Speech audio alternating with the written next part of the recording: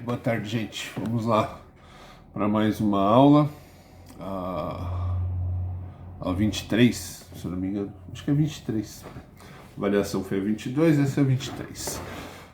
Essa aula é bem simples, é bem curtinha. O tema é bem simples. Vocês têm avaliação aí para fazer, então não vou complicar a vida de vocês, não. É sobre o golpe da maioridade, tá? Tá o texto aqui junto com a avaliação. É muito simples, não tem muito o que. Acho que a gente até já falou bastante disso em sala. Você tem a abdicação de Dom Pedro I, todos aqueles problemas que a gente conversou, né? Em menos de 9 anos, Dom Pedro consegue sair do herói da pátria, o libertador da pátria, para ser odiado, né? As festas que ele tinha, tudo aquilo, de repente vão virar manifestações contra ele.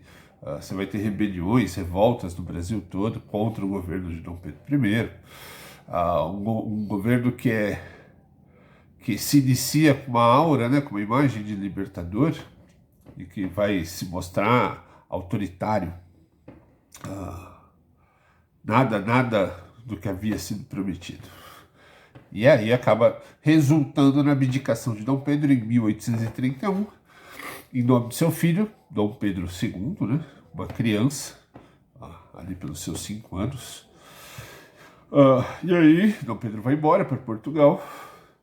E aí você tem a questão da quem vai governar, né? Falamos disso na aula anterior, do período de regências.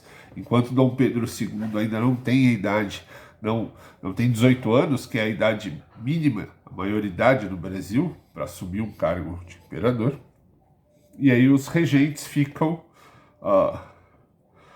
trocando, né, no comando. Você tem regências trinas, regências unas, mais moderadas, mais conservadoras. Você tem grupos mais exaltados que querem mudanças mais modernas, maiores mudanças. O Brasil acompanha os ares de modernidade que naquele momento dominavam a América, a República, inclusive. Mas você vai ter governos confusos, tá? Talvez o menos confuso, a gente falou, Padre Feijó, que teve um governo ainda que tentou ser conciliador, mas a falta de ação, principalmente contra as revoltas populares, contra as tentativas de revolução, acabam ocasionando sua saída, e essas revoluções, essas revoltas vão continuar se substituindo, e todas elas sendo vencidas à força, com muita violência, a custo de muitas vidas, vão causar um clima, vão causar uma necessidade, uma certa urgência na coroação de Dom Pedro II. Tá? Você tem a necessidade de acalmar os ânimos, né? E naquele momento, mesmo os políticos, as cortes, né, as câmaras brasileiras, chegam ao consenso que a melhor saída é apressar a coroação de Pedro II. E aí você vai ter o golpe da maioridade. Então, em 1841, os políticos brasileiros, que estavam, mesmo com todos os conflitos, estavam gostando dessa coisa de comandar o Brasil, né? Você não ter um imperador. A classe política brasileira, em alguns livros você vê que a classe política brasileira ansiava, né, desejava a coroação de Dom Pedro. Não desejava, não. Quanto mais demorasse para eles, melhor, porque eles estavam no controle.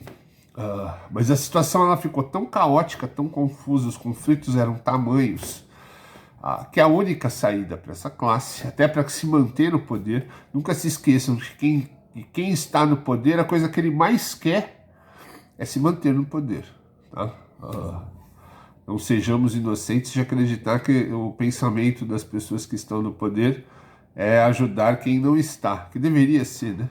Mas no Brasil em específico, quem está no poder tem uma única preocupação, que é se manter no poder. As pessoas assumem os cargos, e não estou falando necessariamente de quem está no poder agora, isso serve para todos.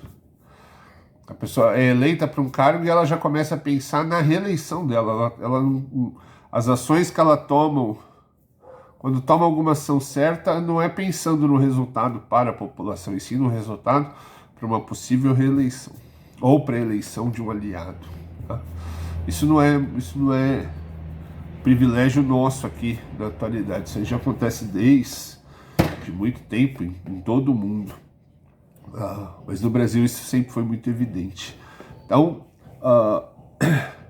os políticos pensando naquele período em evitar que as manifestações, que as revoltas tomassem um vulto, um tamanho, ganhassem força, arriscando até mesmo o poder deles, as condições, os privilégios que essa elite tinha. Não se esqueça que essa elite, em boa parte, ela é dos cafeicultores, dos produtores agrícolas de Minas, São Paulo, que nesse momento não nem passar pela cabeça em perder os privilégios. Tá? Vão decidir que a melhor saída é a coroação de Dom Pedro II. Você vai continuar esbarrando no problema da idade. Dom Pedro II ainda não tem idade mínima. E aí se faz o que se faz aqui no Brasil. Sempre que algo impede os objetivos de uma classe privilegiada, e aí, gente, não quero fazer doutrinação política não, mas a gente não pode ser idiota, né? Sempre que algo vai prejudicar os mais ricos, a coisa muda, a regra do jogo muda.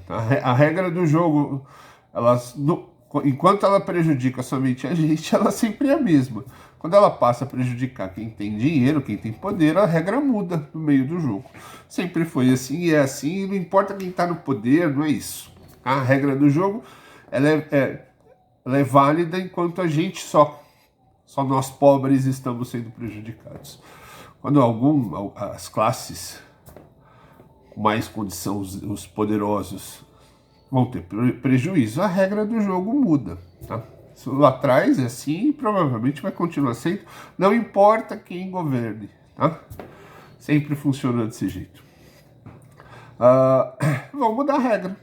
Se não dá para fazer Dom Pedro ficar mais velho. Não existe essa mágica de Dom Pedro dormir com 15 anos e acordar com 18. Isso é impossível fazer. Esperar mais 3 anos era uma aposta muito alta, porque as convulsões populares vinham crescendo e ameaçando as classes privilegiadas, ameaçando o poder dos políticos, ameaçando até mesmo a união do Brasil como país. E aí o que você vai fazer? Você vai mudar a única coisa que está ao alcance naquele momento para essa galera, que é mudar a lei. Tá? A lei que deveria ser imutável, que deveria ser fixa, ela vai mudar. A maioridade no Brasil vai deixar de ser 18 anos e vai para 15, possibilitando que Dom Pedro assuma o cargo de imperador brasileiro. Logo depois a lei volta para os 18 anos, como é até hoje. Então foi um pequeno lapso, um pequeno hiato na lei. Tá? Quando convém a mudança da lei para que as pessoas se mantenham no poder, elas mudam a lei. Quando essa lei já não serve mais, volta a ser o que era antes. Então, o golpe da maioridade não foi um golpe armado, não foi uma luta, não foi nada. Mas foi um golpe, por quê? Porque você faz uma treta, mexendo os pauzinhos, trocando as leis, que possibilitam que Dom Pedro II assuma o governo mesmo sem ter a idade. E aí eu não estou fazendo um juízo aqui de que isso Dom Pedro não podia, não devia, não é nem isso. É para você ver como explicitamente, quando é interessante para as classes que estão no poder, a lei ela é trocada, ela é alterada para favorecer essa classe. O mesmo não é feito com a população, porque a população, quando a gente fala assim, existiam revoltas populares, dá a impressão de que é um bando de baderneiro lutando, querendo destruir o governo. Não é nada disso. É gente como a gente que está lutando por uma vida melhor, que estão sendo prejudicados, passando fome, na miséria, e bancando o luxo de uma classe que esbanja dinheiro. Então os pobres estão lutando pelos seus direitos. Eles não são os bandidos, os vilões dessa história. Pelo contrário. Eles estão lutando... É um povo que já não vive nem de migalha, porque nem as migalhas são dadas a eles. E eles vão exigir, pelo menos, a dignidade. Essas revoltas são isso. E muitas vezes vão tentar se separar do Brasil buscando uma forma de governo, um tipo de governo que lhes dê as condições básicas de sobrevivência. Que acabe com a escravidão, que abra a possibilidade de comércio com outros países, com outros povos, coisa que o governo brasileiro impedia. Então, nesse caso, você não tem uma disputa de herói e vilão. Não é quem está se revoltando é baderneiro, é bagunceiro. Não, as pessoas estão lutando por uma condição mínima de vida. Mas o governo está sempre certo. Vou nem falar nada. Vamos parar para pensar nisso. Vamos fazer uns segundinhos de silêncio sobre essa frase: o governo está sempre certo. Acho que já deu, né? Então, quando a gente fala desse golpe, isso faz para calar a população, para acalmar os ânimos da população e para manter o grupo privilegiado no poder, algo que sempre foi e provavelmente, se não houver aí uma grande mudança, e tomara que haja, vai continuar sendo, tá certo? Então, só isso, só por hoje. Na próxima aula a gente volta falando sobre o reinado de Dom Pedro II. E aí vamos falar logo em breve aí sobre o Brasil em guerra, tá? Muita gente não sabe, desconhece, mas o Brasil, fora a participação que ele teve nas guerras mundiais, o Brasil participou efetivamente, foi protagonista de uma guerra aqui na América do Sul, guerra que envolveu Brasil, Uruguai, Argentina e Paraguai, tá certo? Chamada Guerra do Paraguai, tá certo? Falaremos disso nessas próximas aulas. Até a próxima aula, gente.